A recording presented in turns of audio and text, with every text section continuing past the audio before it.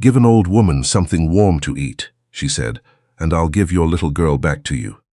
Dr. Kenneth Morrow had not laughed at a stranger in 15 years, not since his residency days, when the attendings had beaten the habit out of him with 60-hour shifts and the particular silence that follows a patient's death. But this was not a patient. This was an old woman in a torn wool coat, standing barefoot on the linoleum floor of the Lakeview Medical Center cafeteria in Chicago, and she had just made the most absurd statement he had heard in 30 years of medicine. He laughed. It came out short and sharp, the laugh of a man who doesn't mean to be unkind but is too exhausted to pretend. Around him, the cafeteria hummed with its usual frequency. Residents hunched over trays, nurses scrolling phones, a family in the corner crying into paper cups. The ordinary soundtrack of a place where people spent their days fighting to stay alive. The old woman didn't flinch. She stood beside his table with the quiet certainty of someone who has already decided how this conversation ends. Her feet were bare on the cold tile. Her coat had lost 2 buttons somewhere. Her white hair was pulled back plainly. She looked at him the way his grandmother had once looked at him when he'd told her he was too busy to visit. Not angry, just steady, and carrying the particular sadness of someone who has stopped expecting more. "That's quite a thing to say to a stranger," Kenneth told her, setting down his fork. "It's a true thing," she replied. "Your daughter, the little girl on the 8th floor. Room 812, she's been running a fever for 3 days, and last night she stopped asking for you."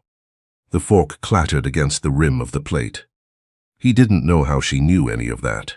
Claire was registered under a privacy designation, standard protocol when the patient's father ran the hospital.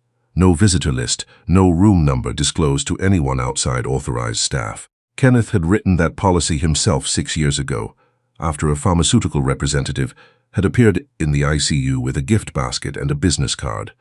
He'd been furious then. He was something different now. "Who are you?" he said, his voice careful. "My name is Mabel. I sit outside most mornings by the oak tree near the ambulance bay. You've walked past me 100 times. A pause. You've never looked." He signaled the cafeteria's security attendant with one hand. The man across the room caught it and started toward them. "I'm not here to cause trouble," Mabel said. She wasn't watching the security guard at all. She was watching Kenneth. "I just need something warm in my stomach. It's been since yesterday morning. And your little girl needs something I can give her. That's the whole of it." The attendant reached the table. "Sir." Kenneth held up a finger.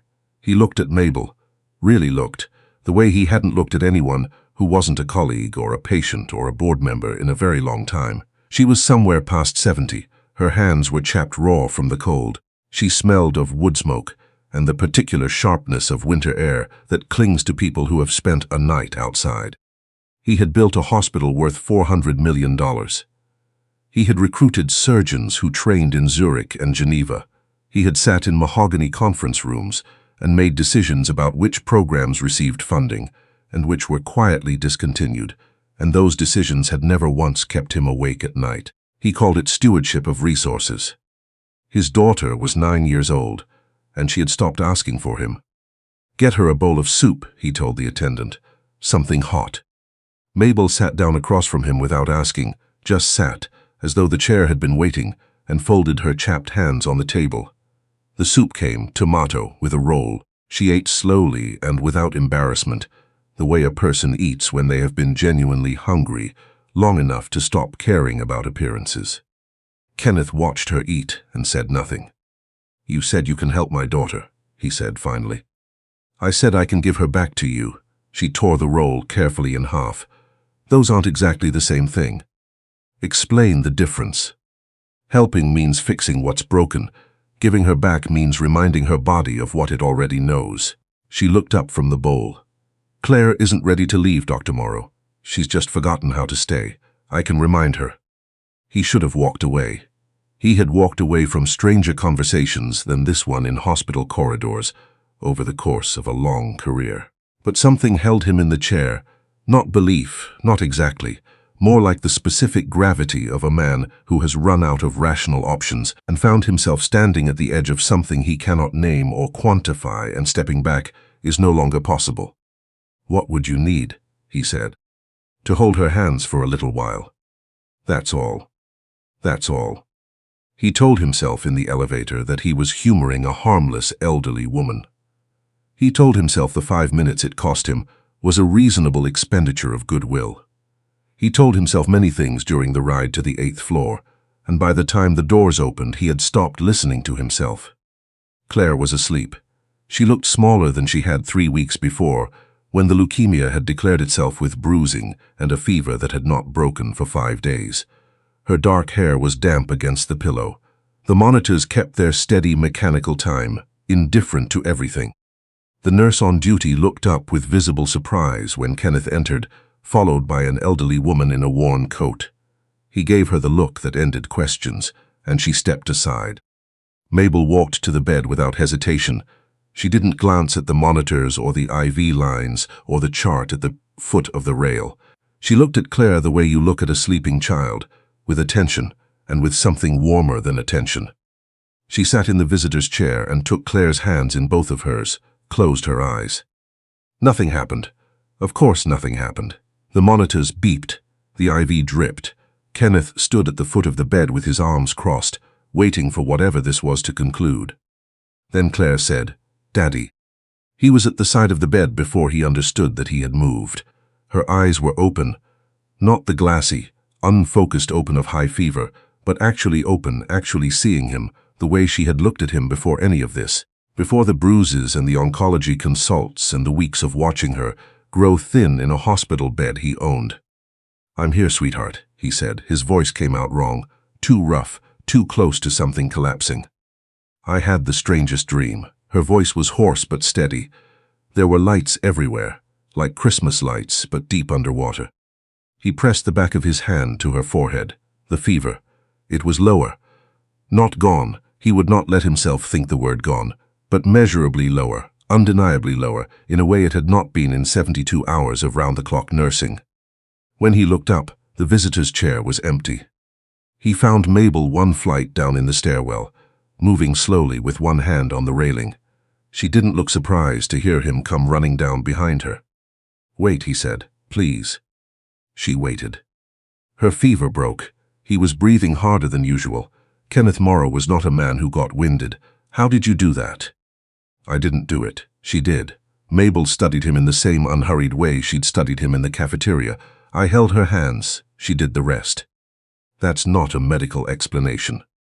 "No," she agreed simply, "it's not." "Then give me one I can use.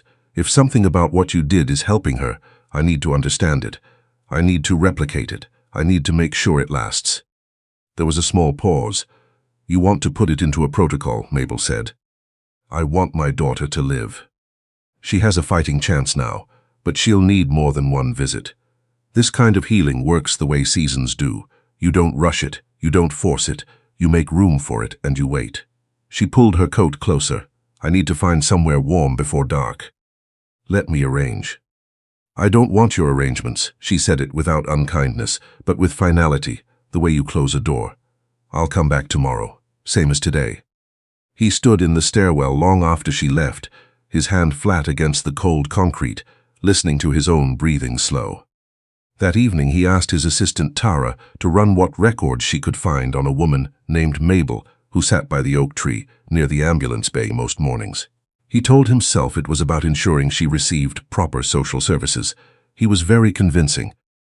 Tara called back before 7. "Her full name is Mabel Oren," Tara said, and her voice had acquired a quality Kenneth had learned to read over the years. Careful, precise, the voice of someone delivering information they wish they didn't have. "She's 73. She stays at the Millbrook Street shelter. She's been coming to sit outside the hospital most mornings for approximately 6 years. A pause that lasted slightly too long. "I found a patient record. Jerome Oren, 41 years old. He came to our emergency department 6 years ago in January.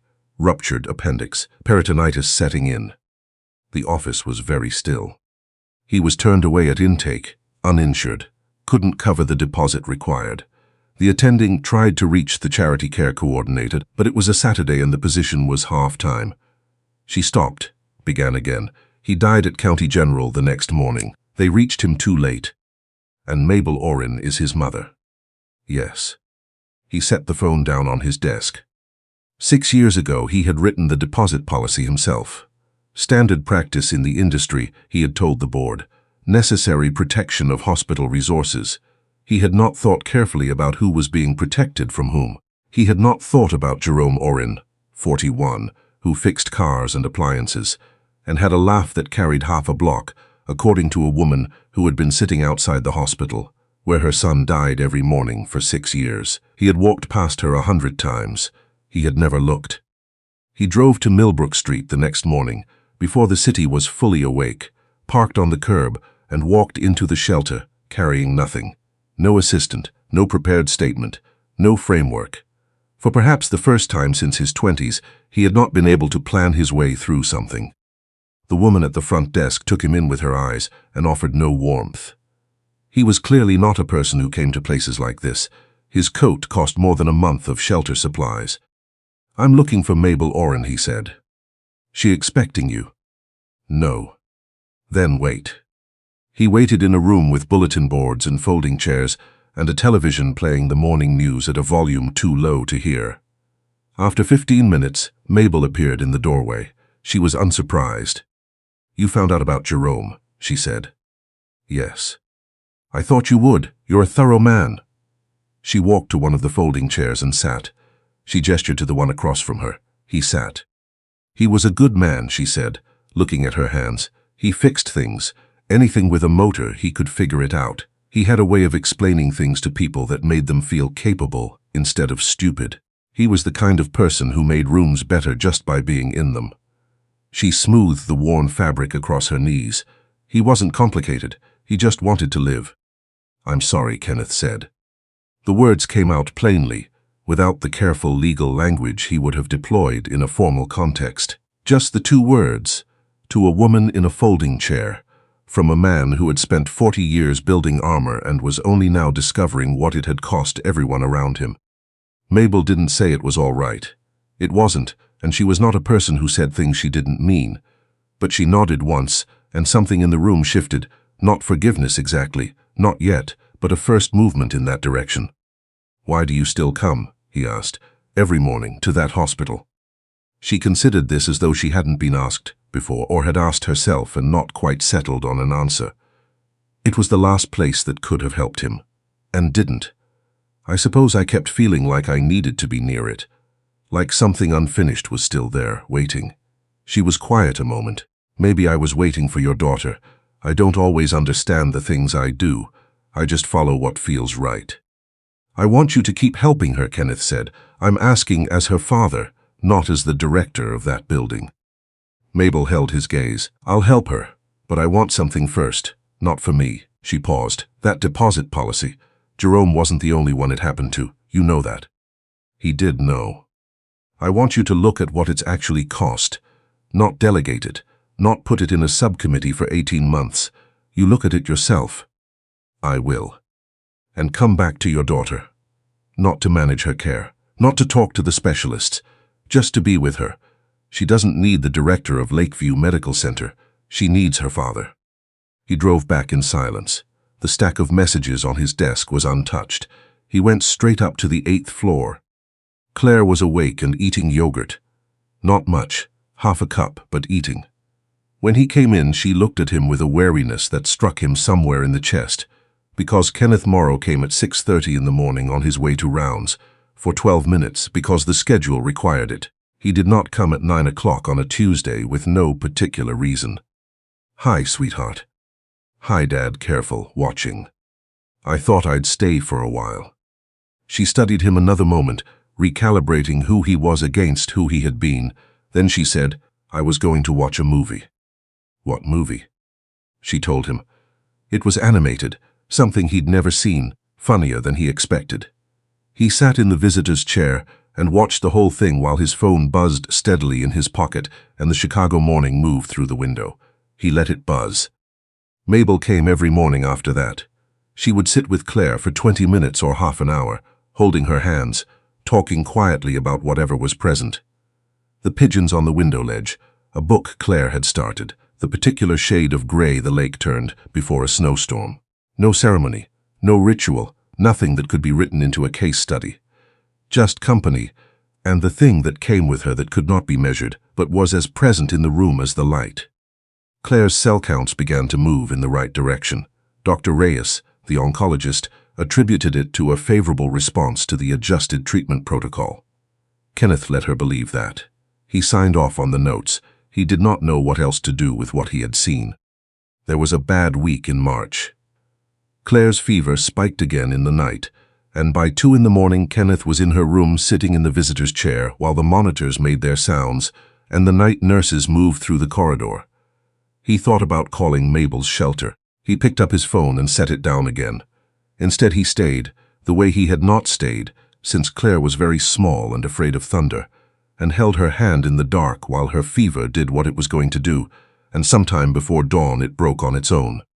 He sat in the half-light afterward and thought about Jerome Oren, who had been 41 years old and had sat in an emergency waiting room, with peritonitis developing, and been turned away because of a policy Kenneth had written.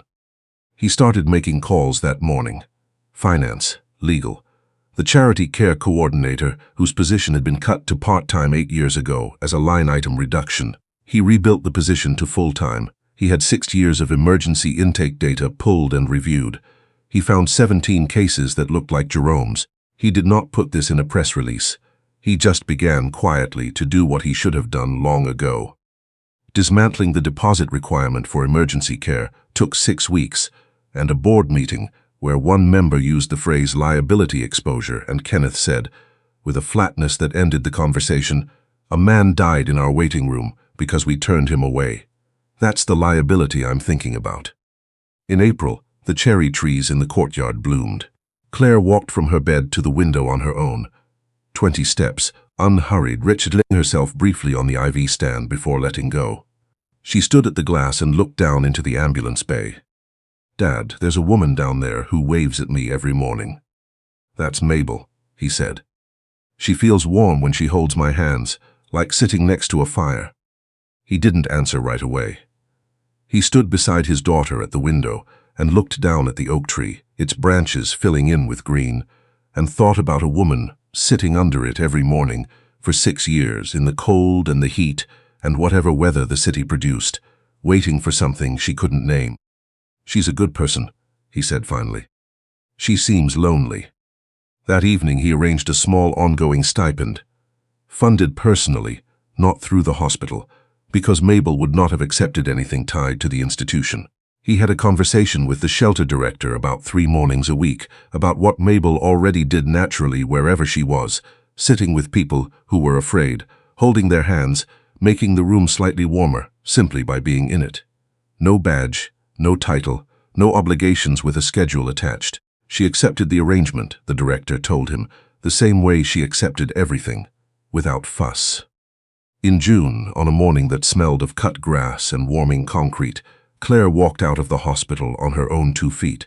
She wore jeans and a yellow sweater, and her hair had grown back in short, uneven waves she had decided she liked. She walked slowly, and Kenneth walked beside her, and when they came through the glass doors into the June air, Mabel was there on her bench under the oak tree the way she always was. Claire went straight to her, sat beside her, took her hands the way Mabel had always taken hers.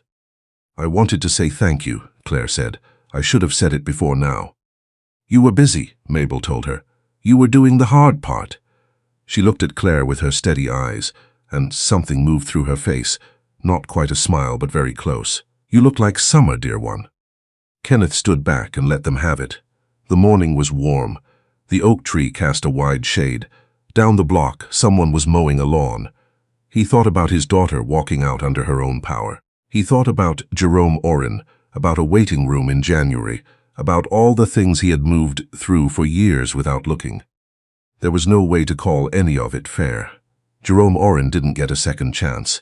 The years Mabel had spent on a cold bench could not be returned. What Kenneth had done, the policy changes, the rebuilt fund, the long overdue accounting, was real and would matter to real people, but he understood the difference between repair and erasure, and he was not foolish enough to confuse the two. What he had been given was something he still could not name, could not chart, could not explain to the oncologist or the board or the journalist from the Tribune, who eventually wrote a story about healthcare equity and a hospital's delayed reckoning, a story in which Mabel did not appear by name. What he had been given was simply this: his daughter walking out into the June morning. His daughter sitting on a bench in the sun, holding the hands of an old woman who had come to his cafeteria barefoot and hungry and had asked for something warm to eat. He sat down on the other side of the bench, and the three of them stayed there in the shade while the morning went on around them.